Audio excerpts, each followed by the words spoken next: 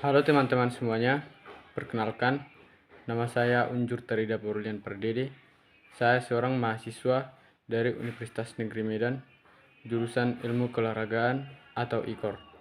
Baik, di sini saya ingin menjelaskan materi saya tentang metabolisme protein. Yang pertama, pengertian protein. Protein adalah molekul besar yang terdiri dari rantai panjang asam amino yang saling terikat satu sama lain. Protein merupakan salah satu makronutrien penting yang dibutuhkan oleh tubuh untuk menjalankan berbagai fungsi vital, seperti membangun dan memperbaiki jaringan tubuh, termasuk otot, kulit, dan organ, membentuk enzim dan hormon, mendukung sistem kekebalan tubuh, menyediakan energi, meskipun bukan sumber energi utama. 2. Proses pencernaan protein. Dimulai di lambung, enzim pepsin memecah protein menjadi peptida, lanjut ke usus halus. Enzim pankreas atau tripsin, chymotrypsin memecah peptida menjadi asam amino. Asam amino diserap oleh villi usus ke dalam aliran darah. 3. Absorpsi dan transportasi protein. 1. Absorpsi protein di usus halus. Setelah dicerna, protein menjadi asam amino, dipeptida, dan tripeptida. Proses penyerapan terjadi di usus halus, terutama jejunum dan ileum. Mekanisme absorpsi. Transport aktif. Asam amino masuk ke sel epitel usus dengan bantuan protein transporter dari energi atau ATP.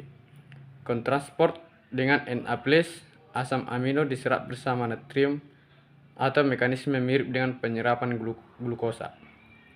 Dipeptida dan tripeptida masuk ke sel usus melalui transport khusus, lalu dipecah menjadi asam amino oleh enzim peptidase dan intraseluler. Setelah itu, asam amino keluar dari sel usus ke pembuluh darah kapiler di villi usus. Yang kedua, transportasi protein atau asam amino ke seluruh tubuh. Melalui pembuluh darah, asam amino disalurkan ke vena porta hepatica menuju hati. Di hati menjadi pusat pengatur, menyimpan sebagian asam amino, mengubahnya menjadi protein plasma, energi atau glukosa, menyebarkan ke seluruh tubuh sesuai kebutuhan. Distribusi ke jaringan. Asam amino dialirkan oleh darah ke seluruh tubuh.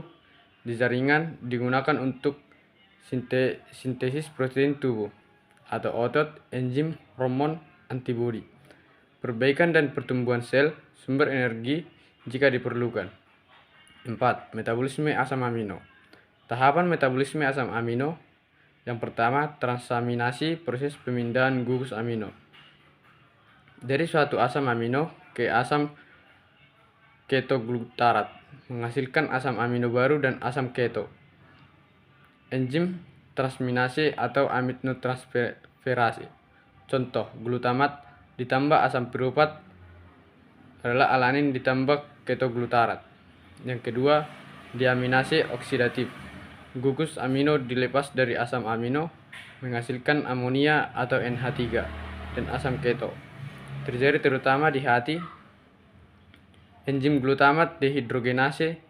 Yang ketiga, siklus urea atau ornitin sikel.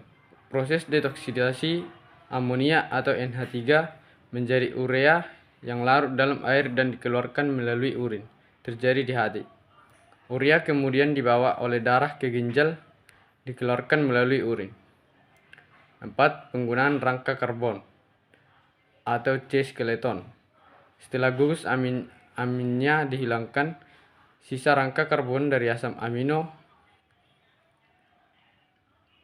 bisa membentuk glukosa atau glukogenetik atau badan keton atau ketogenetik atau energi melalui siklus Krebs dan disimpan sebagai lemak jika kelebihan energi. Yang kelima, jalur metabolisme protein. 1. Pencernaan protein atau lokasi lambung dan usus halus. Proses protein menjadi peptida menjadi dipeptida dan tripeptida asam amino. Enzim penting pepsin atau di lambung, tripsin, chymotrypsin, peptidase atau di usus halus. Absorpsi asam amino. Lokasinya berada di usus halus atau jejunum dan ileum. Asam amino diserap ke dalam sel epitel usus dan masuk ke darah, dibawa ke hati melalui vena porta. 3. Metabolisme di hati. Hati adalah pusat metabolisme asam amino. Di sini terjadi beberapa jalur. A. Sintesis protein tubuh. Asam amino digunakan untuk membentuk protein struktural atau di otot, kulit, dan rambut. Enzim hormon protein plasma atau misalnya albumin. B. Transminasi gugus amino dipindahkan untuk membuat asam amino non-esensial. C. Deaminasi. Gugus amino dibuang dan menghasilkan amonia atau NH3. D. Siklus urea.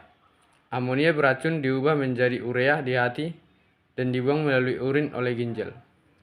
E. Konversi karbon skeleton.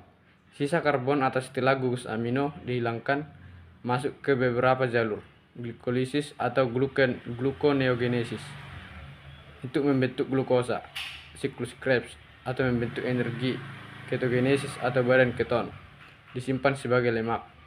4. Ekskreasi nitrogen urea hasil dari siklus urea, dibawa ke ginjal dan dikeluarkan lewat urin. Yang keenam, gangguan metabolisme protein. Gangguan metabolisme protein adalah kondisi ketika tubuh tidak mampu mencerna atau menyerap atau memproses protein atau asam amino dengan benar akibat kelainan enzimatik, genetik, atau penyakit organ tertentu, misalnya hati atau ginjal. Gangguan ini bisa ringan hingga berat dan sering memerlukan penanganan medis khusus. Ada beberapa gangguan metabolisme protein, yaitu yang pertama PKU atau fenilketonuria adalah gangguan metabolisme fenilanin. Yang kedua maple syrup urin disiase adalah gangguan metabolisme asam amino rantai cabang. Yang ketiga kwashiorkor dan marasmus adalah akibat kekurangan protein. Dan yang ketujuh adalah kebutuhan dan sumber protein. Kebutuhan protein. Protein adalah salah satu zat gizi makro yang penting bagi tubuh untuk pembentukan dan perbaikan jaringan, termasuk otot, kulit, enzim, dan hormon. Sistem kekebalan tubuh, sumber energi, atau jika karbohidrat dan lemak tidak cukup. Kebutuhan protein harian. Kebutuhan protein berbeda tergantung pada usia, jenis kelamin, aktivitas, dan kondisi khusus, atau seperti kehamilan atau penyakit. Sumber protein. 1. Protein hewani. Lengkap dan mengandung semua asam amino esensial. Daging merah, diantaranya adalah daging sapi, kambing. Daging unggas, diantaranya ayam, bebek. Ikan dan siput, diantaranya ikan tuna, salmon, udang. Telur, susu, dan produk susu seperti keju, yogurt. Yang kedua, protein nabati. Protein nabati seperti kacang-kacangan, diantaranya kacang kedelai, kacang tanah, kacang hijau. Tahu dan tempe, produk olahan kedelai, susu kedelai atau oncom. Biji-bijian, chia seed, biji labu. Gandum utuh, quinoa, beras merah. Dan yang ke-8 adalah kesimpulan. Kesimpulannya adalah protein sangat penting untuk fungsi tubuh. Metabolismenya kompleks dan melibatkan banyak organ. Kekurangan atau kelebihan protein dapat menyebabkan gangguan kesehatan.